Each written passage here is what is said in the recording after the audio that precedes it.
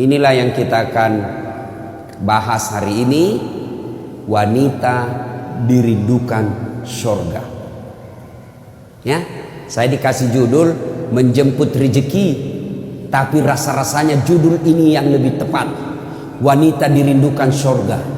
Mau dirindukan surga, Ibu? Apalagi ibu-ibu ini yang depan saya yang sudah muka-muka sakaratul maut.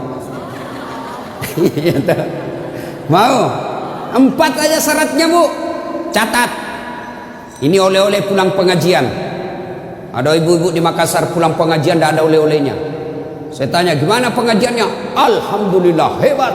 Bagaimana ceramahnya? Hebat memang itu Ustaz, jago dia ceramah. Apa dia bilang? Saya sudah lupa Ustaz.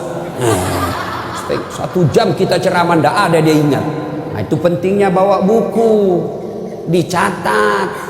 Karena ibu-ibu ini yang sudah usia-usia senja, otaknya ini ibarat kaset sudah kusut.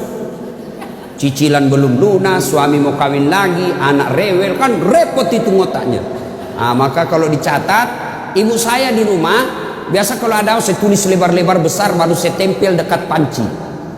Kenapa? Karena panci paling sering dikunjungi, atau cermin. Nah, itu ibu catatannya tempel di cermin nanti itu, Bu. Suruh anaknya ketik baik-baik, rapid, tempel di cermin supaya selalu diingat. Ini 4 aja syaratnya ibu dirindukan surga. Tidak ada hadis mengatakan laki-laki dirindukan surga.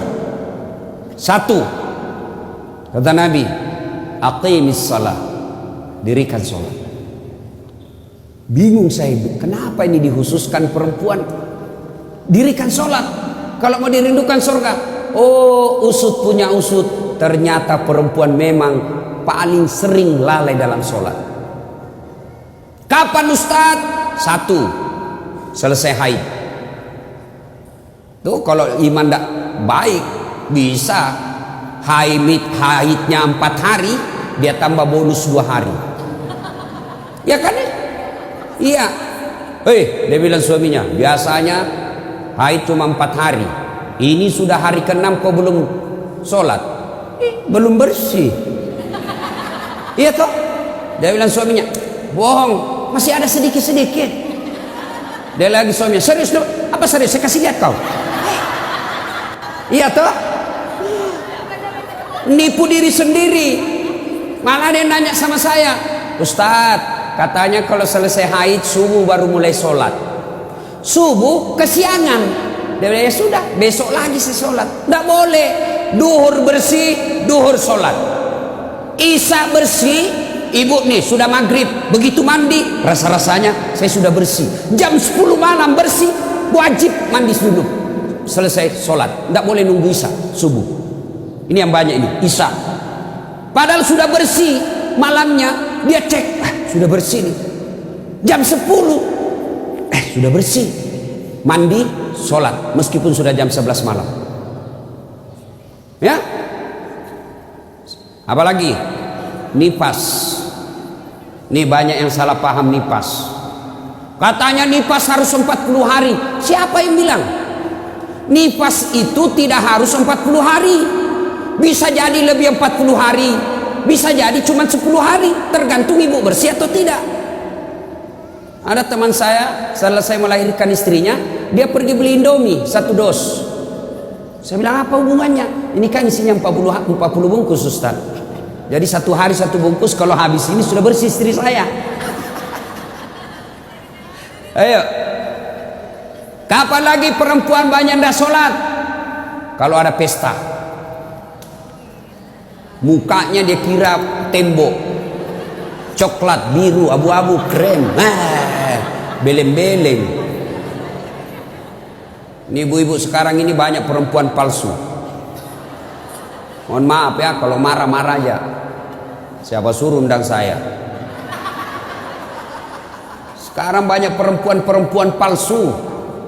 Bulu matanya panjang, palsu. Matanya biru, palsu. Bibirnya merah, palsu. Pipinya biru, palsu. Alisnya tebal, palsu. Pantatnya gabus. Iya toh? Bu, ada kenalan saya orang kaya. Itu kalau dia tunjuk-tunjuk kapalnya tanker, suaminya bilang, ini Ustaz. Ya, kalau bunyi ayam kukuruku, masuk uang saya 200 juta. Disewa tiap hari 200 juta. Kalau ini Ustaz 75 juta satu hari. Istrinya bu, tidak bisa, tidak yakin orang dia istri orang kaya. Sederhana pakaiannya. Akhirnya apa? Semua orang kalau lewat, orang kagum. Tahu enggak? Orang kaya itu sederhana pakaiannya, tidak glamor. Orang jadi teladan. Kenapa? Dia kaya tapi tidak macam-macam pakaiannya. Orang senang lihat. Ini sudah tidak kaya, tidak terkenal. Gede ganyang. Kayak sudah tabrak tiang listrik. Beleng-beleng. Tahu beleng-beleng? Dongo. Tahu dongo? Beleng-beleng. Tahu beleng-beleng? Dongo. Tahu dongo? Beleng-beleng. Beleng-beleng itu Rocky Gerung bilang dungu. Dungu atau oon. Tahu oon? Es krim ditiup. Itu beleng-beleng itu. Cuk. Banyak perempuan tidak sholat gara-gara make up. Make up. Nah. Make up. Shadow. Eyeshadow. Oh, malah ada model baru saya lihat ibu. Dikasih lebih lagi putih-putih di sininya. Apa bedanya sama belek? Ayo. Sekarang ini kita dibodoh-bodohi sama artis. Memangnya artis idola kalian? Yuk, ada lagi yang lebih beleng-beleng. Dikasih lebih lagi halusnya sini nih. Ada lebihnya sedikit naik, gini modelnya. Saya bilang, kenapa lagi dikasih lebih? Dia bilang, seperti artis Korea. Artis Korea baru sudah pensiun. Apa ini dibodoh-bodohi sama make up?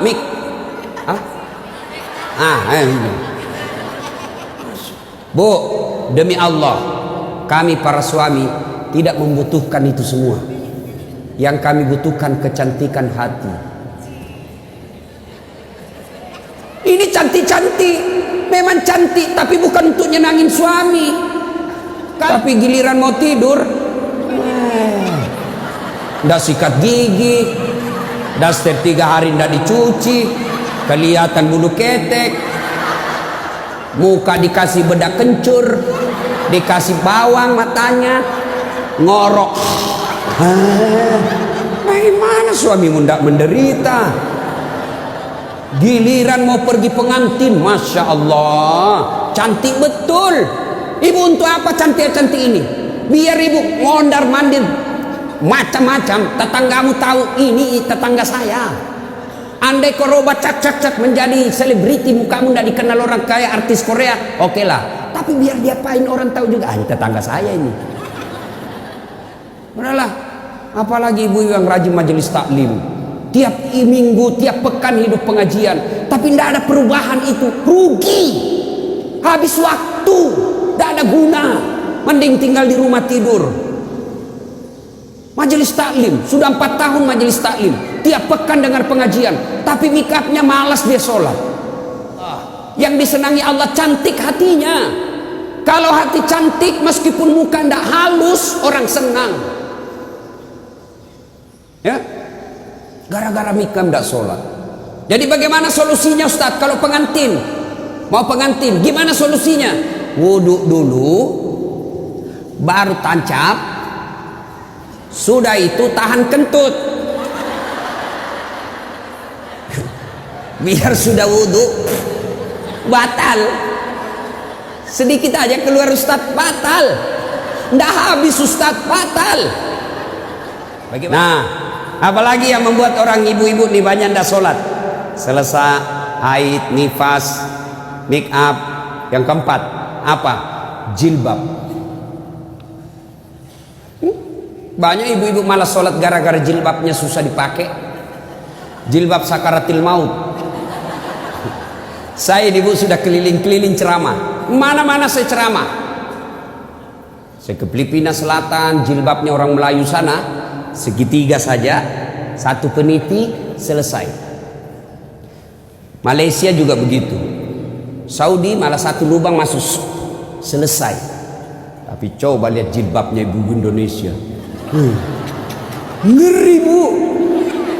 Ada kayak ada talinya 2 meter, diikat-ikat. Disimpan di lehernya.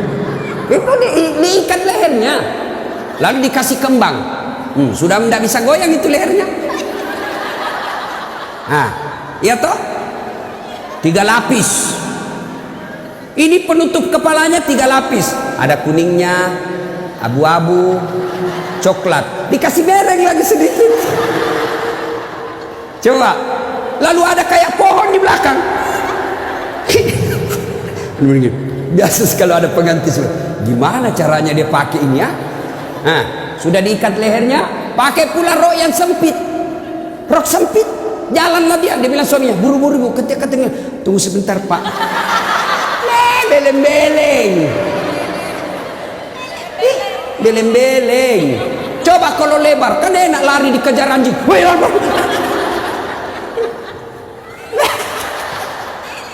Beleng-beleng. Ayo bu, sudah berapa tahun majelis taklim? Sudah berapa tahun hadir pengajian sini? 5 tahun. Mestinya pakaian seperti itu ditinggalkan. Apa dilarang? Tidak dilarang. Cuma kalau gara-gara itu tidak sholat, hancur ibu. Pergi pengantin, make upnya luar biasa, jilbabnya susah. Tiba waktu sholat, dia bilang suaminya, bu, ini sudah mau hampir asar, kau belum sholat duhur, kau pergi sholat. Sadar lo pak. Ya saya sadar, saya suruh kau sholat. Sadar lo pak. Ya saya sadar, saya suruh sholat. Kau pergi sholat, apa kata? Kau tidak lihat ini jilbab saya? Ini 2 jam. Beleng-beleng. Ayo, sudahlah, bu. Apa yang saya sampaikan ibu pasti iyakan. Perempuan cantik, tidak terlalu cantik, tapi dia kaya, istri bangsawan, ya, populer, tapi pakaiannya sederhana, itu yang jadi orang senang. Coba kan, dia sudah kaya, cantik, banyak duitnya, terkenal, tinggi sekolahnya, tapi pakaiannya seadanya. Masya Allah, orang semua jadikan teladan. Nah, coba lihat itu nak, itu ibu kaya loh, terkenal, banyak duitnya, tinggi sekolahnya, tapi lihat nak, pakaiannya sederhana. Nah, saya mau kok seperti itu nanti nak. Coba lihat. Apa Khadijah terkenal dengan jilbabnya yang mewah? Apa Aisyah terkenal dengan lipstiknya yang banyak? Enggak kan? Tapi karena apa? Karena akhlak. Ngapain kita cantik-cantik, akhlak kita jelek? Daripada beli make up 700.000 per bulan, ibu sudah 60 tahun, yuk lebih baik beli lipstik palsu harga 10.000, 60, 600, 90.000, nih bawa ke masjid, itu tabungan akhiratmu. Ada sekali jalan 1 juta nempel, daripada itu 1 juta ada lebih gila. Apa itu? Saya pernah lewat di Makassar, salon gambar jari-jari begini. Saya tanya sopirku, apa itu? Ini salon Ustaz. Salon apa? Ibu-ibu gunting-gunting kuku. Apa namanya bu? Dia tahu semua ini. Apaan? 25.000 satu jari, berarti 10 jari 250.000. Apa lebih tidak enak itu 250.000 kau tabung untuk akhiratmu dikubur? 250.000 hanya untuk potong kuku. Lipstick 20.000, eyeshadow 70.000. Ini alis 70.000. Sudah berapa habis duit kita? Ya? Dengar ini yang suka cukur-cukur alis.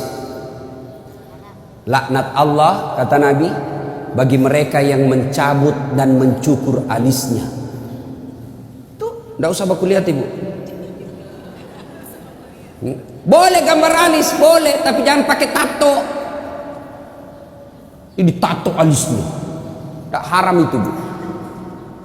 Mau gambar alis silahkan, pakai pensil celak.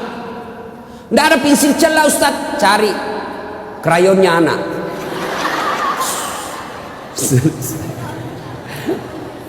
Nah ya,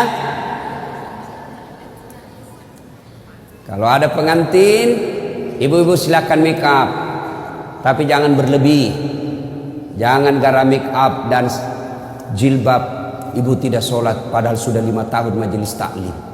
Auzubillah min zalik, tidak ada gunanya itu. Maka tunaikan sholat dengan sebaik-baiknya, ibu akan dirindukan oleh surga. Saya sudah sholat Ustaz, kenapa hidup saya masih susah? Berarti sholatnya belum sempurna.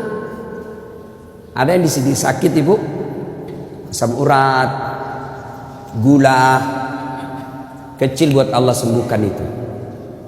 Kecil. Apa susahnya Allah sembuhkan penyakit itu? Kecil. Cuma kadangkala ketika kita sakit kita lupa Allah. Kita lebih senang ke dokter. Emang dokter yang sembuhkan penyakit? Ya. Mohon maaf kalau ada dokter di sini. Sampai detik ini saya belum pernah ketemu dokter yang hebat. Kenapa? Begitu saya ke dokter, saya juga yang kasih tahu penyakitku. Iya toh? Assalamualaikum dok. Waalaikumsalam Ustaz. Masih sini Ustaz. Kenapa Ustaz? Mencret-mencret dok. Mules terus perutku dok. Kenapa bisa? Dalam hatiku, ya urusanmu dong, kan gua dokter. Masa saya kok tanya? Yang hebat kalau baru muncul, Ustaz pasti mencret. Tapi tidak. Allah tanpa diberitahukan, tanpa curhat, Allah tahu apa penyakitnya ibu. Maka datang sholat. Sudah itu sholat, sudah itu sholat, sudah itu sholat, baru ke dokter. Ayo perbaiki sholat ibu. Tidak ada susahnya Allah kasih dunia. Ustaz, saya sudah 30 tahun rantau ke Jogja, tidak bisa beli rumah Ustaz, masih ngontrak-ngontrak. Tidak usah cari jawabnya, periksa sholatmu. Saya sholat Ustaz, kok begitu hidupku? Berarti belum ikhlas. Mana buktinya belum ikhlas? Suka nunda-nunda sholat. Asar sholatnya dekat duhur, duhur sholatnya dekat asar. Berarti ibu perhatikan ya. Coba sholat maghribnya itu juga wudhunya asar, itu juga maghrib, itu juga isya, karena berdekatan. Itu tidak ikhlas.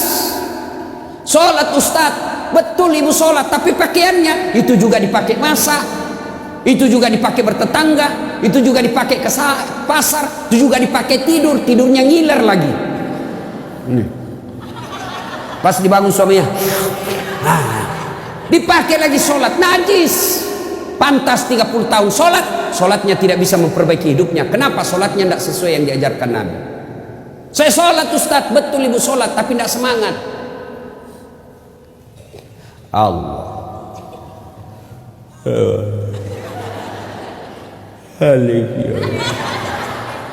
iya kena.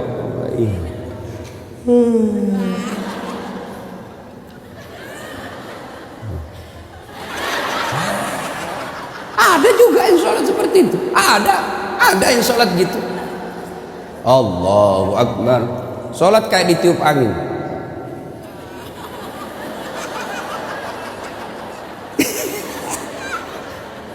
Ayo, ada juga yang sholat semangat.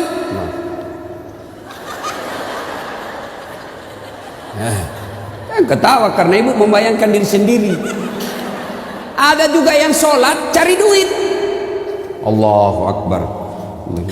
Iya kena na'budu. Duit saya tadi 100. Beli sayur 50.000. Beli pulsa 20.000. Allahu Akbar. Mana yang 30 ya? Allah. Selamat. Oh, di bawah sadel lah. Sepanjang sholat cari duit. Apalagi ibu sholat sambil masak. Canggih betul ini. Allahu Akbar. Tiba-tiba bau hangus. Allahu Akbar. Pantas 30 tahun sholat. Maka majelis taklim yang baik, majelis taklim yang faedah, majelis taklim yang manfaat, ada perubahan setelah dia ikut majelis taklim. Mungkin sebelum majelis taklim seperti itu sholatnya, pulang majelis taklim tidak seperti itu lagi. Ada perubahan. Ya. Karena juga itu majelis taklim saya lihat lomba baju seragam. Malah ada yang curhat sama saya, Ustadz bubar saya majelis taklim Ustadz. Kenapa? Belum lunas seragam kita, ada lagi yang baru. Itu.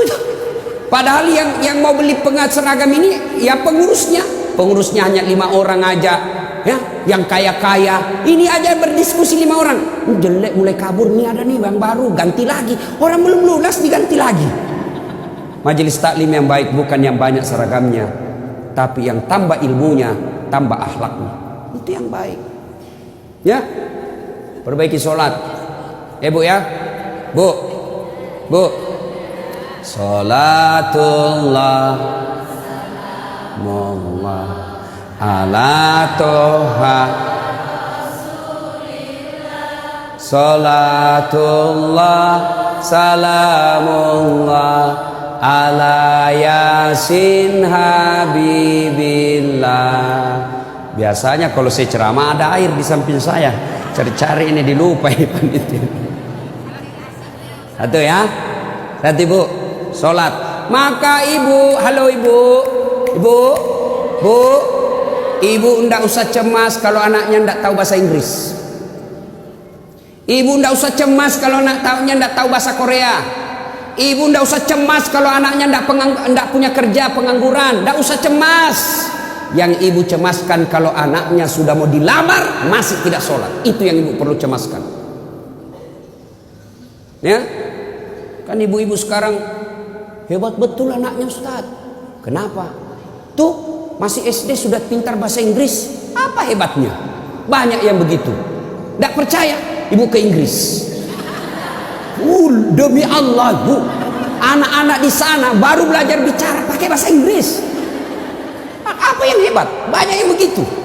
Yang hebat anaknya ibu, sampean punya anak, panjenengan punya anak, pergi majelis taklim, pergi ke pasar, anaknya yang masih SMA nelpon ibunya, mantur nuwun bu, ini sudah duhur, bu sudah sholat enggak? Ibu sudah kaya itu.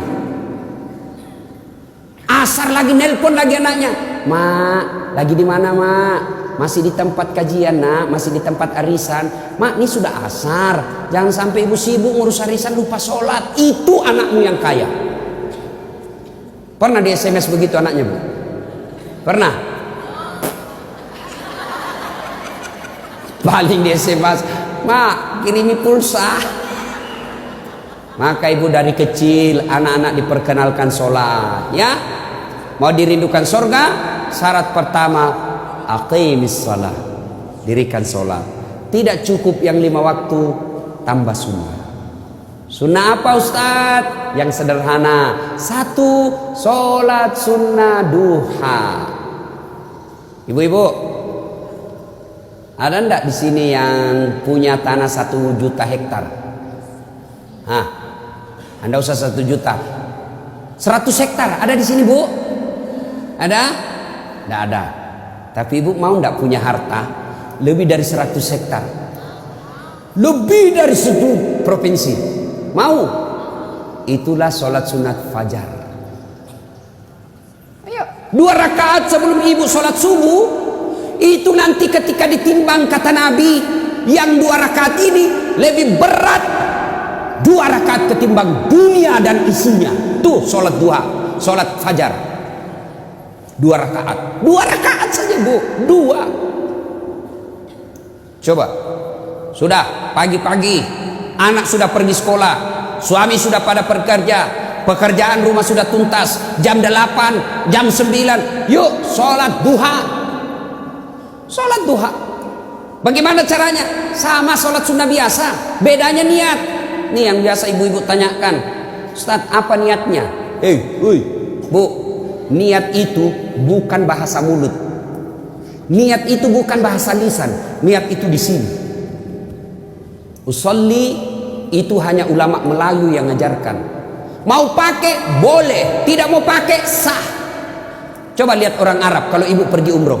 Coba lihat umumnya orang Arab. Jalan, berdiri langsung Allahu Akbar. Iya toh? Kalau kita kan lama dulu ibu, loading.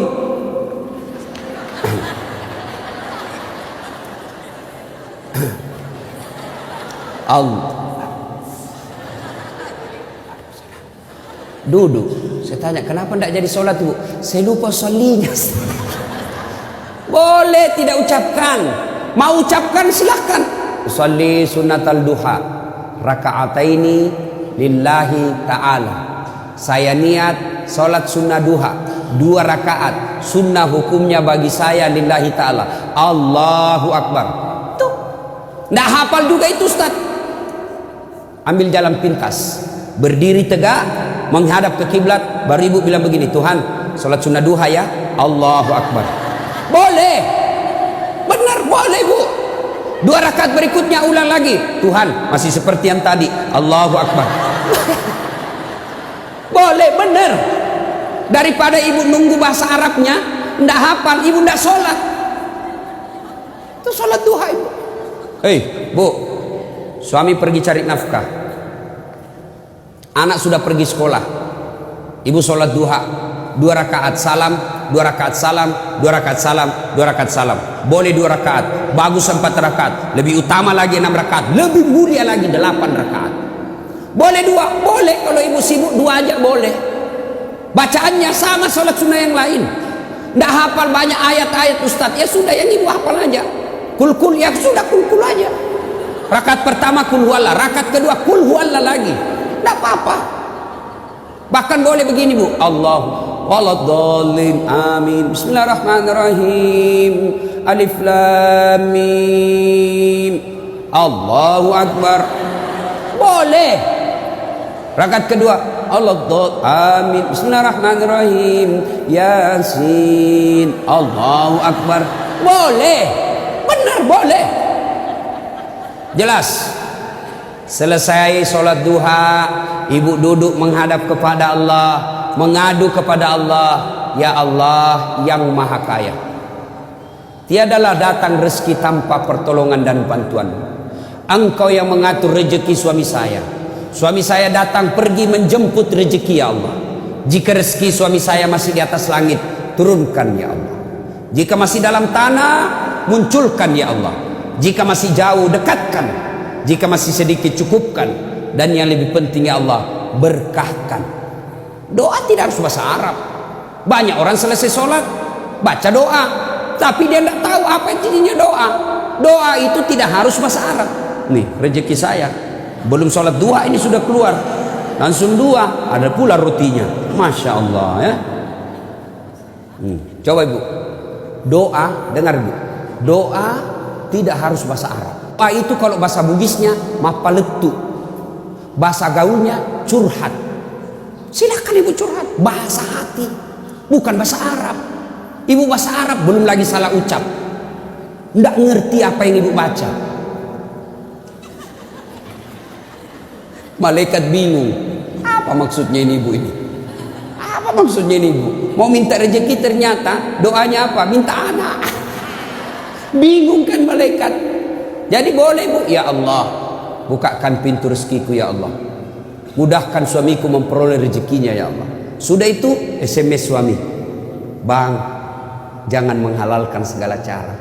Baru aja aku doakan abangku selamat dalam mencari nafkah. Salam sayang selalu dari istrimu di rumah. Senang itu. Saya ibu, itu istri saya. Kalau dia SMS begitu, saya kasih lihat semua temanku. Istriku ini SMS-nya.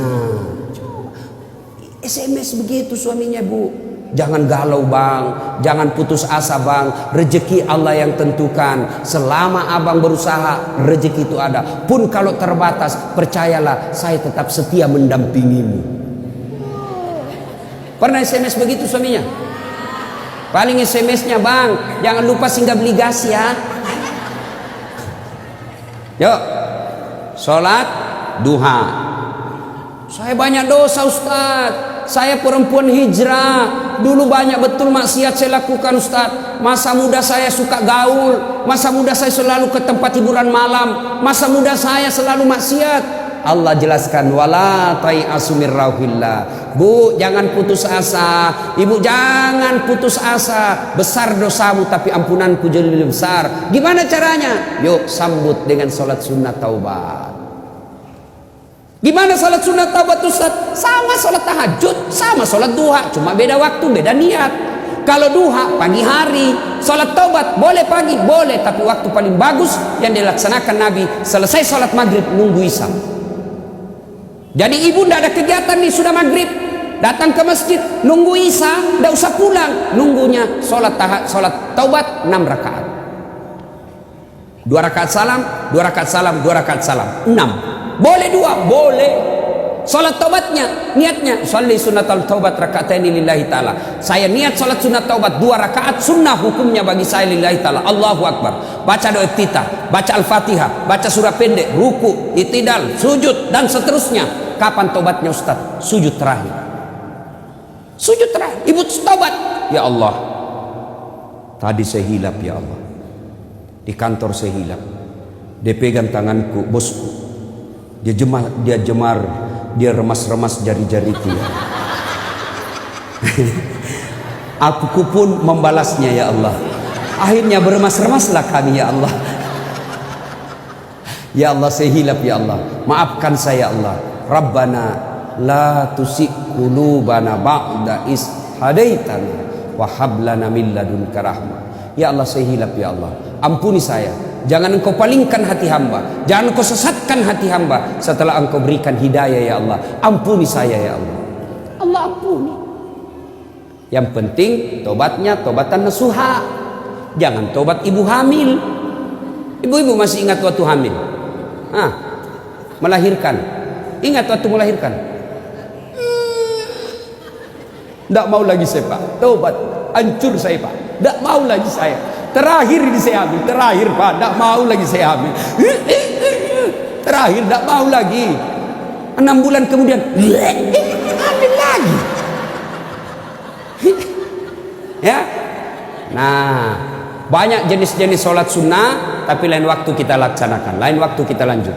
Pertama, dirindukan surga, dirikan sholat. Yang kedua, kata Nabi, wasyamu Ramadan. Berpuasalah di bulan suci Ramadan. Alhamdulillah tuntas puasa Ramadan. Tapi jangan puas sampai di situ Bu. Maka kita lanjutkan dengan puasa Senin Kamis. Ya, puasa yang paling baik, puasa yang tidak pernah ditinggalkan Rasulullah, puasa Senin Kamis. Bu ibu nih yang agak lebih berat badannya, bukan gemuk, cuma perbandingannya kurus. Bukan.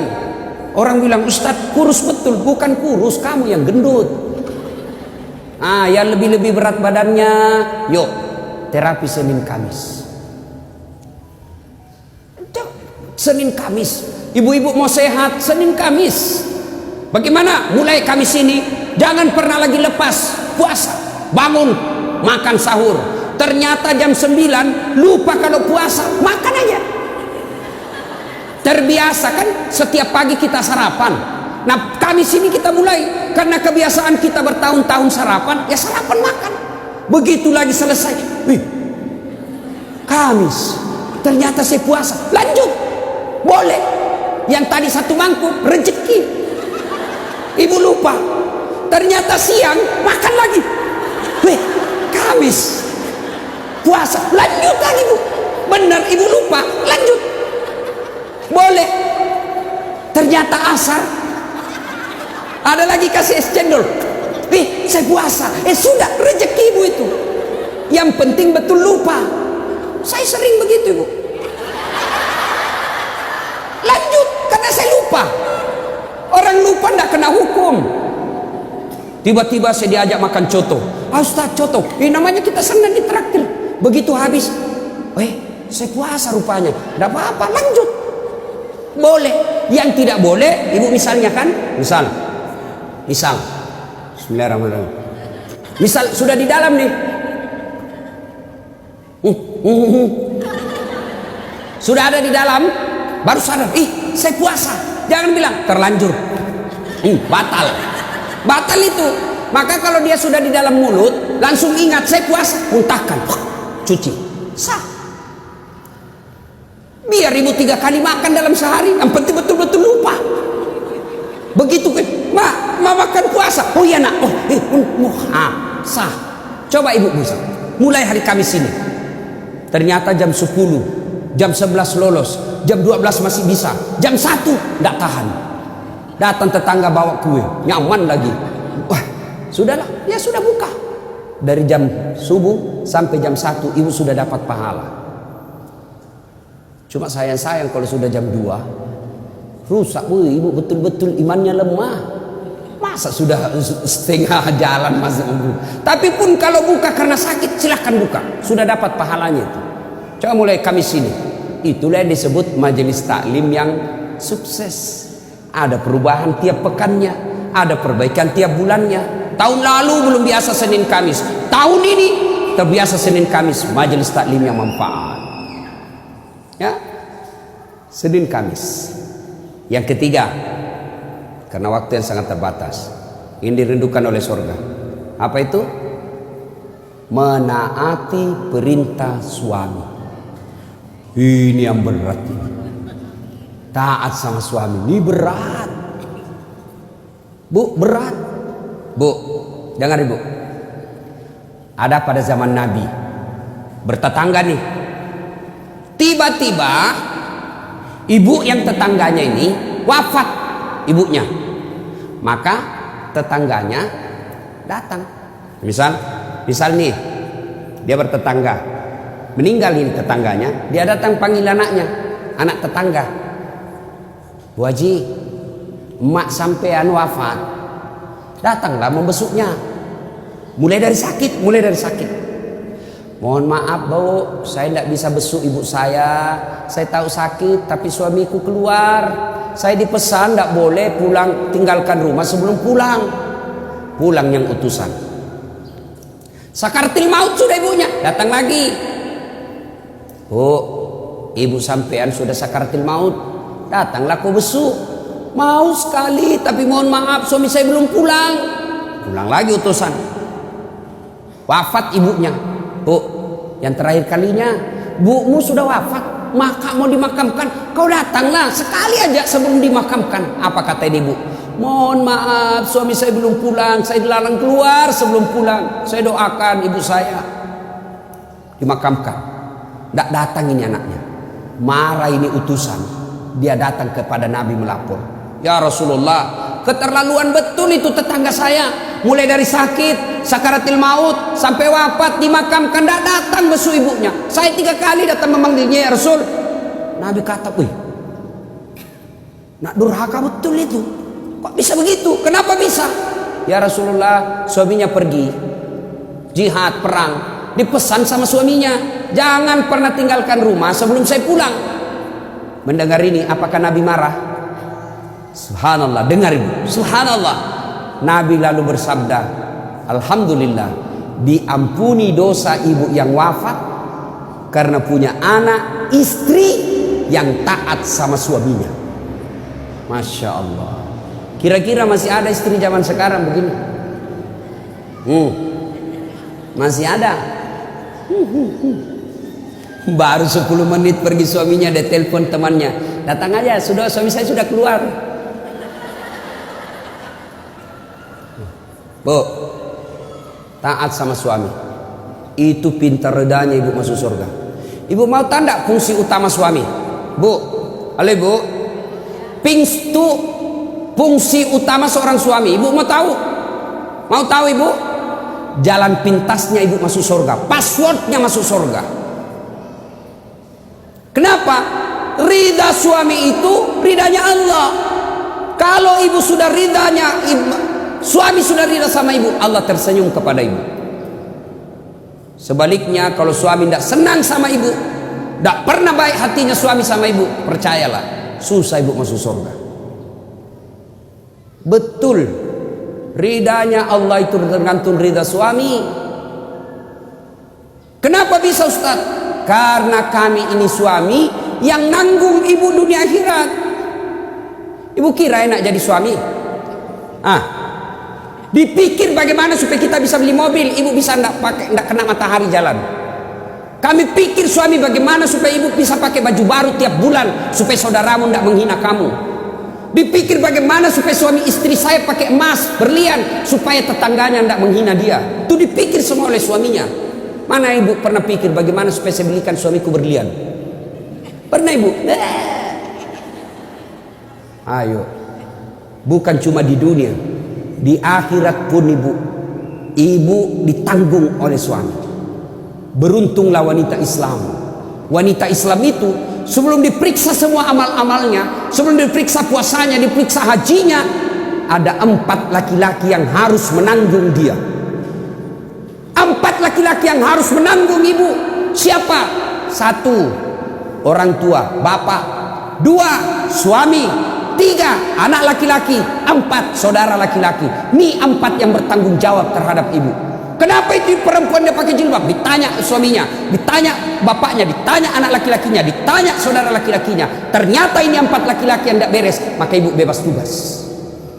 Itu enaknya jadi perempuan Islam. Beda kami laki-laki.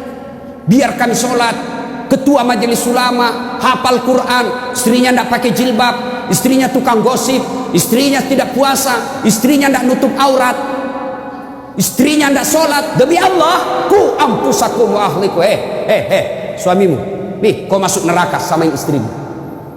Ditanggung ibu dunia sampai akhirat.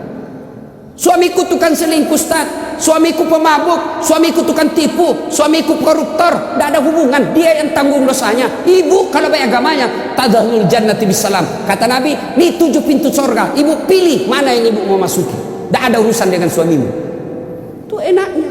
Jadi ibu jangan suka ngomel-ngomel. Beruntunglah ibu menjadi wanita Islam. Supaya sekali ngeluh, suami saya anu Ustaz. Ini lebih parah lagi, dia curhat di Facebook. Ada juga ibu-ibu sekarang suka sekali ungkap aib suaminya di medsos. Di mana di kau? Tak kusangka kau begitu. Kesepian banget, Red. Apa yang begini? Ya, ibu taat perintah suami. Paspornya ibu masuk surga, beda suami. Tapi kalau ibu durhaka sama suami, susah. Perempuan sekarang kan banyak tidak hormat sama suaminya. Ketika Nabi Isra Mi'raj kan diperlihatkan masuk Nabi surga, Masya Allah banyak betul penghuni perempuan. Begitu Nabi masuk neraka, na'udzubillah min zalik, lebih banyak lagi perempuan di neraka. Lalu ditanya Nabi sama sahabat, kenapa bisa begitu ya Rasul? Ada 2 kelemahan perempuan. 1, tidak bisa tahan mulutnya cerita kejelekan orang. Yang kedua, dia tidak taat dan tidak mensyukuri suaminya. Itu sebabnya. Kalau ibu pandai mengendalikan mulut tidak cerita orang, yang kedua taat sama suami, gampang ibu masuk surga. Cuman kita kan ini penyakit kita. Datang begini masih gosip tuh. Damai tapi gersang.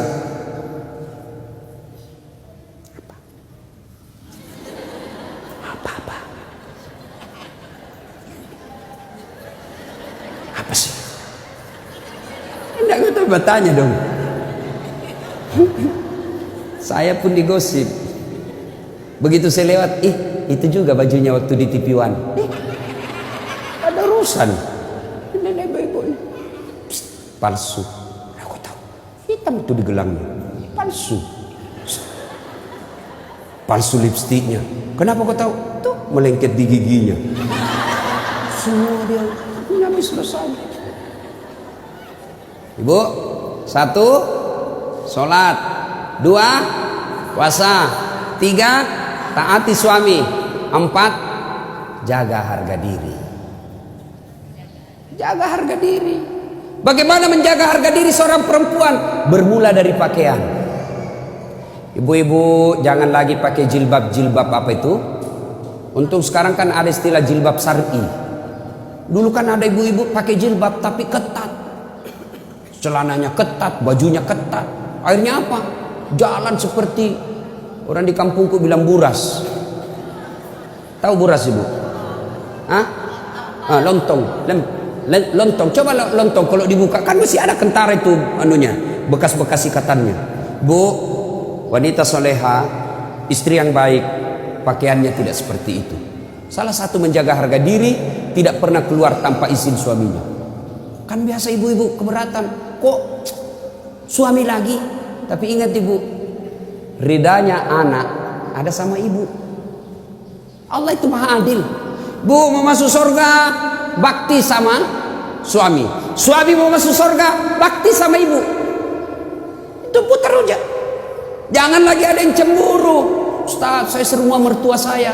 Kenapa ya suami saya perhatian betul sama mamanya, sudah punya anak yang lain, kok suami saya terus dibebani, beli ini minta sama suami. Saya bilang, bu sadar dong bu, bersyukur suamimu begitu.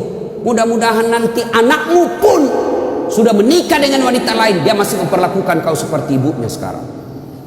Jangan malah sentimen, suami saya begini, suami saya begini. Ibu berapa tahun sama suami? Baru 25 tahun. Itu ibunya dari perutnya. Saya heran kalau ada perempuan cemburu sama mertuanya. Tidak sadar. Gimana nanti kalau ibu punya mantu yang juga kurang ajar? Mau? Maka saya bilang sama istri saya, boleh kau maki-maki saya, boleh kau hina saya, boleh kau lempar kepalaku, yang penting tidak kena. Satu yang tidak boleh, jangan kau lukai perasaan ibu saya. Begitu ibu saya luka perasaannya, kau pembuat sial, keluar kau dari rumah. Tidak ada toleransi. Begitu mestinya kita jadi istri. Kalau ibu-ibu masih susah hidupnya, koreksi aja deh, barangkali durhaka sama mertua. Nah, bagaimana mengabdi kepada orang tua, bagaimana mengurus anak, insya Allah lain waktu dan kesempatan kita akan lanjutkan. Akhirnya kita simpulkan, wanita yang ingin dirindukan surga, 1, pelihara sholat, 2, 3, taat pada perintah suami selama perintah itu tidak melanggar agama. Yang keempat, jaga harga diri. Insyaallah kalau ini kita lakukan, maka Nabi jelaskan, silakan masuk surga, tadkhulul jannati bisalam. Silakan masuk surga dari pintu mana yang ibu mau suka.